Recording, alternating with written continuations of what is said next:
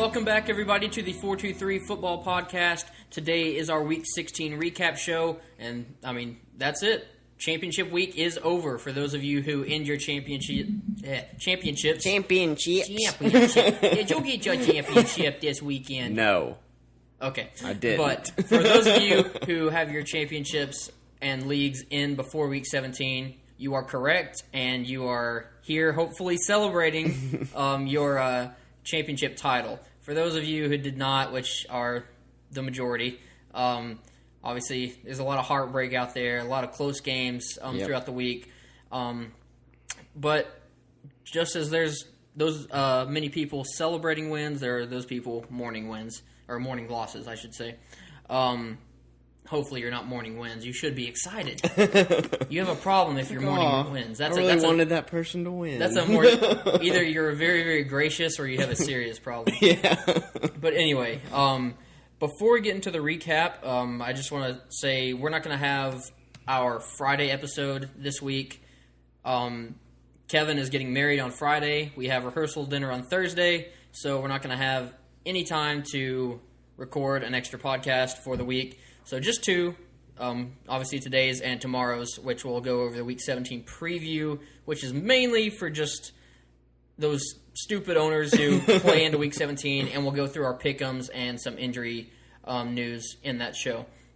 So today, I just want to, since we're not going to have our Friday show, as I mentioned, I want to go through our league, or what happened in our league of record, our KPT Ballers League, real quick.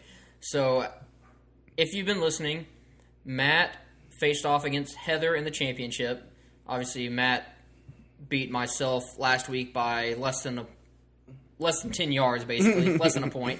Yep. And Heather beat Kevin last week as well. But Heather and Matt faced off in Week 16 for the championship. This is for all the marbles. Actually, the first championship to never, or to not host either Steele, Kevin, or myself. So, and awesome for Heather getting in there first year. Yeah.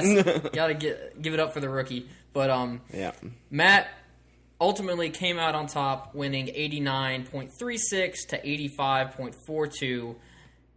Close one. It was a nail biter. I was tweeting last night. I was saying, because going into last night's game, Matt was up by like 3 or 4, something like that. Yeah. And Matt had Nelson Aguilar left, and Heather had Marshawn Lynch and Michael Crabtree.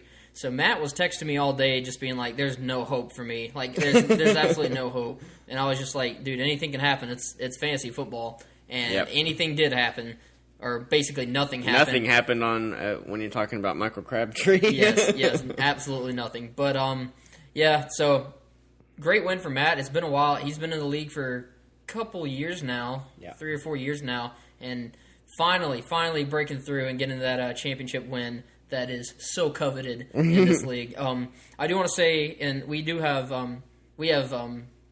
prize or payouts, I should say, for first place. Obviously, second place gets a prize as well, and our third place game, which was between me and Kevin, also get a prize. So I won that one. Won that one 103 to 61. So not too close there. But nope.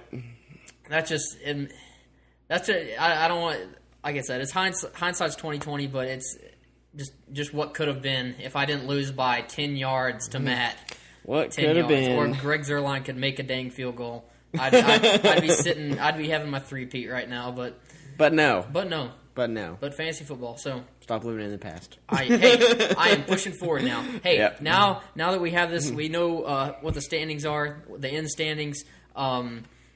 If you've been listening since the beginning of the year to our delightful podcast, you will know that our league of record does like a lotto style draft selection. So whoever wins our league gets 1 lotto ball. Whoever comes in last gets 10, and that's how we decide the draft selection. It's kind of like NBA draft selections. But anyway, we'll get into that in 8 months from now. So around the corner. Right around the corner if you stick with us that long. So, Week 16 recap. Back to football. standouts from Week 16. We'll go through all the news and injury news in our next show, tomorrow's show, where we break down the Week 17 matchups. So bear with us on those. Make sure you guys tune in to tomorrow's show as well. But standouts from Week 16, these are the guys that probably won you some championships, those of you out there. So, quarterback position. Who you got at the quarterback position, Brett? I've got Jimmy G. If you were on the Jimmy Garoppolo train, had a lot of faith in him, and you had more faith in him than we did going into a matchup against the Jaguars, which is arguably the best defense in football. Jaguars. I would be a little hesitant, to say the least, to play him against the Jaguars, but it turned out to be just fine. 2 passing touchdowns and a rushing touchdown, paired with about 250 yards, I think. Yeah, Jimmy G looks good. He does. It's just good. He's 4-0 and starts as a 49er, which is really incredible. That's just. I did not expect that. I thought Jimmy G would be good. I like the guy, and but to come in there and win your 4 first starts as the starting QB on the 49ers, who have been struggling, and beat a prominent team like the Jaguars is pretty incredible. Oh yeah, my standout, opposite side of the field in that game, Blake Bortles started the game. He had 3 picks pretty early, and I was scared because I had him as one of our starts of the week. That looked like old Blake Bortles. Old Blake Bortles made an appearance on Sunday, but still came out there, threw 2 touchdowns, had I think over 340 yards, scored 22 fantasy points, did perfectly fine for your fantasy team this week. Running back standouts, who you got? I've got C.J. Anderson coming back. Putting up 21 points in standard. It's good. He had 9 targets out of the backfield, which is how you want C.J. Anderson to be used, which is what they kind of strayed away from back in mid-season when they really, really struggled. So it's good to know that they're working him back in. It'll be interesting what happens with him in the offseason. You never know. You got to take a look at his contract.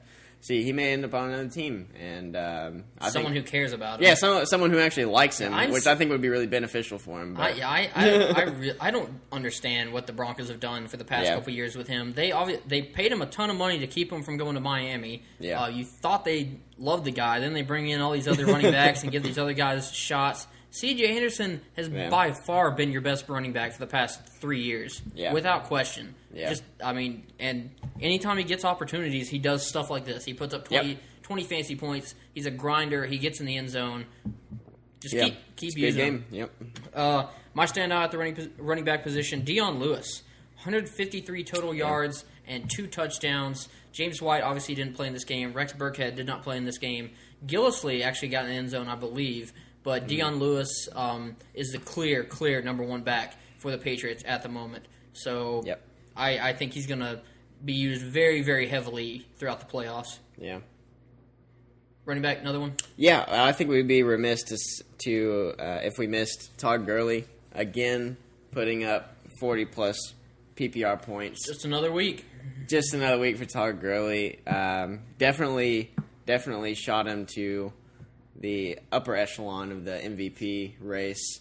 Oh, he's number 1 for me. Not even a question. For me, not yes. Even a question. I think, this is my own personal opinion, I think it would be very, very disheartening if Tom Brady won the MVP this year. Because I don't think anyone has affected a team like Todd Gurley has affected his team. And I think that's what the MVP race is about. Yeah, well, that, and if you're going based off that, Todd Gurley, and if coaches could win MVP, then give it to Sean McVay. Sean McVay has been brilliant this year. Yeah. But Todd Gurley's at the forefront of that. Yeah. He's the guy.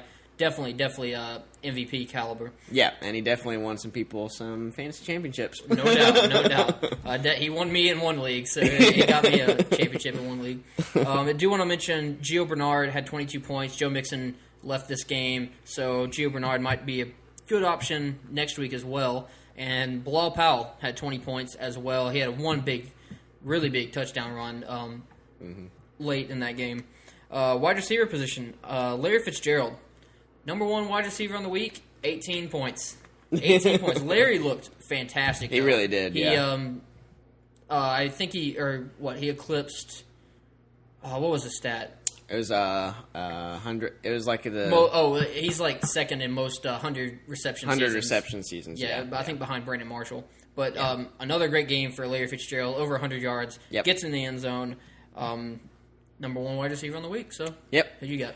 DeAndre Hopkins, he had, I think it was 12 points, but it was a pretty down week for wide receivers. I think even you said he was the number 8 wide receiver on the week with 12 points. So. Yeah, well, only this is only the second time this season without a 20-point wide receiver on the week. Yeah, which is crazy. That's incredibly low scoring for the wide receivers. It was a week of running backs. Yeah, it was definitely a week for running backs. But DeAndre Hopkins definitely wanted to at least mention his amazing touchdown grab. Oh yeah, it was catch of the year. I mean, oh yeah. If you haven't seen it, go to YouTube and watch it because it's incredible. It would have been better if he just caught it on the first touch, though.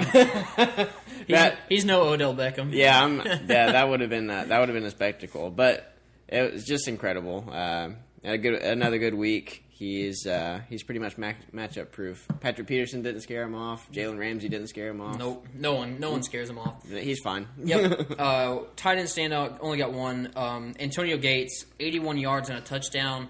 Hunter Henry's on IR with the lacerated kidney. Antonio Gates is going to be, we've already seen it. He's going to be back at being a pretty focal point of that offense, especially in Week 17. They're going up against Oakland. I think Gates is going to be fine there. And in the playoffs as well, if the Chargers make it to the playoffs. Yep. Okay. Now you've heard all the players that have really stood out in the championship week, won you some championships. Obviously, there's a reverse side of that: the players that ruined championships. So, quarterback position. Give me a guy who possibly ruined a fantasy football championship for somebody. Dak Prescott, 5 points. If you started him, you may have lost. Dak looks. It's Dak bad. has looked. It really is bad. Awful. The Cowboys have looked awful. Even with Zeke back, it couldn't mask all of the just atrocities that are going on with that team. Yeah. Obviously, Dak, he's just not the quarterback that we saw his rookie year. People need to realize that everything fell into place for him his rookie year. It's not going to be fun or easy for him for the foreseeable future. Right. Dez isn't even a top 30 receiver in my mind anymore. Not even close. No. Fantasy in general, not. Nothing. Yeah. It's not good for Dez. Yeah. But, we definitely saw him get a little bit frustrated on the sideline. Yeah. And then, not to mention, Jason Garrett has been. Yeah, I don't know what's going on there. I don't. His play calling's been subject, so. Yeah. I don't know. Anyway, back to fantasy football. Dak, definitely not a good play this week, getting the 5 points. Right. I'm going to say, I wrote down a few names. I'll just go through them real quick. Nick Foles, 8 points in this game. He was one of our starts of the week. I thought he was going to be fine, but really the Eagles didn't really get that much going through the air in this game, surprisingly, against Oakland. Yeah. But, Nick Foles, 8 points. Drew Brees, 11 points. We were kind of, or at least you were kind of wary starting him last week because we know Drew Brees hasn't been the fantasy relevant superstar that we've been accustomed to seeing in the past. Nope, because running back. So, Drew Brees pooped the bed, 11 points. Yep. I do want to mention Tom Brady as well, 15 points in this one. Everyone's still starting him like he's going to be the guy scoring 30 points a week, but still, he's not getting those 20-point games. Nope. But moving on from that, running backs. Who might have ruined a team for the running back position? Devontae Freeman putting up 3.6 points in our league standard. That might have caused you to lose. Probably he was. Yeah, because if he was playing, you're definitely starting him. Well, again, he was one of our starts of the week. He should. Well, granted, he should have had a touchdown turned into a goal line fumble. Yeah. Which swap that out. That's a 8-point swing, and we're not even talking about Devonta Freeman being a nope. It would have just been a mediocre game. Yep. I have Kenyon Drake written down 5 points in this game. I thought was disappointing. Yeah, Damian Williams still not out there. Kenyon Drake should have easily been able to handle the Bills. So, or was it the Bills? Nope. Yep. Nope, it was the Jets. The Bills? Who the Dolphins play? No, Kansas City. I'm being stupid. Dolphins played Kansas City. Yes, they did. I don't know what I was doing. I was looking forward a week. But anyway, Kenyon Drake, 5 points. Definitely not ideal. Wide receivers. Ton of wide receivers crap the bed. As we mentioned, no receiver had over 20 points. Give me one guy that really bankrupted a team. Definitely, as we saw, had a big impact in our fantasy championship. Michael Crabtree, 3 targets, 0 catches for 0 points. That is the epitome of bad. Yeah, I'm sure he's probably getting a lot of hate mail and phone calls right now. I'm sure Heather's calling him right now. And, you have to. What was going on? The whole offense looked kind of out of sync, but he wasn't even out there like in the fourth quarter at all. I think I read that he was on the field for 45% of snaps, which is weird. Really low. That's weird. I think it may have been. I thought about maybe being an off the field issue.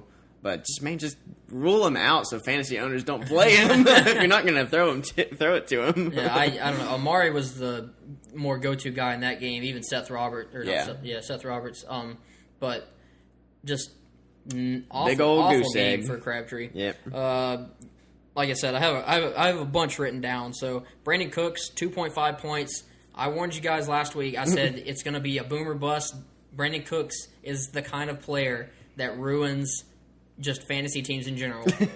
Week to week, he can just bankrupt an entire team because he goes out there and scores next to no points. Yeah. Dez Bryant, 2.4 points. We ranted about him a second ago. Adam Thielen, 2.4 points. I was more shocked about this one than any of them because Adam Thielen's been the focal point of that passing game for a while now. Yeah. Stephon Diggs actually gets in the end zone, but Adam Thielen, nothing. Absolutely nothing. Nope. Josh Gordon, everyone's been high on him the past couple weeks. I thought he had a decent matchup here. Only 2 points in this one. Golden Tate, 14 yards. That's it. Yeah. I don't know what to say there because Golden Tate, I thought he was going to be more the guy this week, but it was more of a Marvin Jones week. So neither. It's hard to predict. Yeah, one does well, the other does nothing. Yeah. And then Devin Funchess, 1.1 point. I thought he was going to have a bounce-back week, but apparently Greg Olsen being back has just diminished his role completely. Yeah. It's been very, very bad for Devin Funchess. Yep. Tight ends, got 2 written down. Evan Ingram, 1.2 points. He did go out with an injury, so that's a little bit more understandable, but still definitely hurt some fantasy teams. Definitely didn't help. Yeah. And then Kyle Rudolph, only 6 yards in this game. I guess, I don't know, Packers are pretty good against tight ends, but it's just we didn't see anything at all from Kyle Rudolph. Yeah, and he's pretty touchdown dependent, so if he doesn't get in the end zone, a lot of tight ends are. So those guys, if you had those tight ends, those probably didn't crack your team as much as say the running backs and quarterbacks did, but still it might have caused an issue. And then I have 3 defenses written down because I thought the defenses were pretty easy to predict last week. But apparently we were very wrong. Rams, 4 points. Ravens, 3 points. And then the Jags, -1, going up against the 49ers. Jags against the 49ers, you think that's a lock for at least 20 points. Or 10 points at the minimum. Not these 49ers. Not these 49ers. They are definitely showing something in these past couple weeks. Yeah. Okay, waiver wire ads. Not many. I only have 3 written down. But if they're out there, they could, and if you're playing into the Week 17 matchups, you can go grab them. Gio Bernard, Joe Mixon's probably not going to play again, so Giovanni Bernard, he's easily going to get the workload. Peyton Barber, Doug Martin looks like garbage. Yes, he does. Peyton Barber looks like he's going to be their back, at least for the rest of this season. Yeah. And then Keelan Cole, Jags are dealing with a ridiculous amount of injuries at wide receiver position. Jalen Strong towards ACL. Marquise Lee, still questionable. Alan Hearns, he's been out for a while. Keelan Cole is the go-to guy for him and Dede Westbrook, I should say. Keelan Cole, Dede Westbrook are the go-to guys for Blake Bortles, and that's probably going to keep happening. Yep. Now, I do want one more name. Melvin Gordon is actually dealing with an ankle injury at the moment as well. So I think he's seen like a walking boot, or was it? Yeah. Or air cast? Like Something everybody. That. Yeah. Everyone's seen an air cast. But, whatever. Austin Eckler, he broke his hand. Yeah. But he's just playing special teams right now. So I would be leaning more towards Brandon Oliver. Yeah. Because Brandon Oliver, well, one, he's on absolutely nobody's radar, so no one's thinking about him. Right. And he's probably going to be the guy to step into that role. And no one owns the guy. So if he's out there, which I guarantee he is, go pick him up. He could be a sneaky play this week. Yep. Okay. A few more waiver wire names I want to mention, just because if you play and happen to play in like a dynasty league or a keeper league or something of that nature, and something that your decisions affect next year's. yeah. So I lost what I was going to say. But if these guys are out there, obviously there's been a ton of injuries this year, and people have been dropping players that are prominent, big name guys. But if you're in a dynasty and keeper league, just go and check and see if these names are out there. They could be, and you could get a nice guy for your future team. Yep. So David Johnson, obviously. Yep. Odell Beckham. Mm-hmm. Deshaun Watson, Aaron Rodgers, Carson Wentz. 3 quarterbacks right there. Yeah. Obviously, and Andrew Luck, I should say. Yep. Obviously, quarterbacks are a little less popular when it comes to keepers and dynasty leagues, but Deshaun Watson, Carson Wentz, those could be top tier guys for dynasty leagues in years to come. Right. And then Dalvin Cook, rookie phenom. Yeah. And then Julian Edelman, I want to mention him as well. So just go and check and see if those guys are out there. If they are, you might have an easy free pickup for the foreseeable future. Yep. If you don't have another stud. Yep. Okay. I do want to go over beer bets real quick. Just to recap those. Obviously, the league or our beer bets cut off at week 16, unless we decide to make some crazy bet for week 17. But was our NFL Pick'em challenge a beer bet, or was that just a thing? That was just a thing. Okay. I mean, we can make it a beer bet. Well, not now. I mean, I will. No. Let's just leave it be. That was was just for fun. We knew that going in. Yeah. But hey, I did make up some ground, I will say, on the Pick'ems a little bit, not much. When? Didn't I make up this week? Didn't I? I think I made up like 20 points. I'm still ahead by 120. Really? Yeah. I thought you were only ahead by 80 now. Oh no, it was 80. Sorry. Yeah. Yeah. I was looking. I'm at coming the week for before. you. Yeah. Well, yeah. We'll discuss the Pick'ems tomorrow. Yeah. But beer bets anyway. I'm trying to think of the ones that were already closed out. I'll just go down the list and explain who won and who did not. So the first beer bet we had LeGarrette Blount over under 4.5 touchdowns on the year. That did not pan out well for me and Brett. Peyton won that one. Kareem Hunt or Le'Veon Bell rest of the season from week 3 on. Brett picked Kareem Hunt. Peyton and myself picked Le'Veon Bell. Le'Veon Bell had, I believe, 90 more points than Kareem Hunt from week 3 on, so Peyton and I won that bet. Let's see. In week 6, I think we already talked about this in our past show, but I'll say it anyway. Week 6, Adrian Peterson has at least 1 touchdown. Brett said yes. He won that bet. He had 2. That bet has been paid for. Let's see. Todd Gurley or Mark Ingram from week 9 on. Brett picked Gurley. I picked Mark Ingram. Todd Gurley locked that up the past 2 weeks. Not even close. I think he put that one to bed. He was a good 50 points above Mark Ingram. However, Mark Ingram was the third best running back. Yeah. So, I mean, to be fair, it wasn't even close between him and anyone else. Well, yeah, it was like Gurley and then Alvin Kamara, then Mark Ingram. So, my main point in making that bet, obviously, I didn't think Todd Gurley was going to be the guy to just go off Get like 40 that. points a week. But no, I was just saying that Mark Ingram should definitely be recognized as a top 5 back, and he clearly produced top 5 numbers late in the season. Yeah, he did. Dion Lewis or Rex Burkhead, week 11 on. Obviously, Burkhead went down, but I think Lewis only needed like 10 yards to eclipse him, which he did. So I won that bet. Des Bryant, a top 20 wide receiver in Week 12. I said no. Brett said yes. I won that one. I think we already discussed that in a past episode. Yep. Then last week, Nick Foles, Tom Brady bet. I won that one. And then this week, Brady over under 20 points. He finished with 15 points, so I won that one as well. So, yep. I don't know. It's been a good year of beer bets, I guess. It has been. I mean, we didn't make that many. We kind of got sidetracked there in the middle. Just forgot about them for a while. I don't know.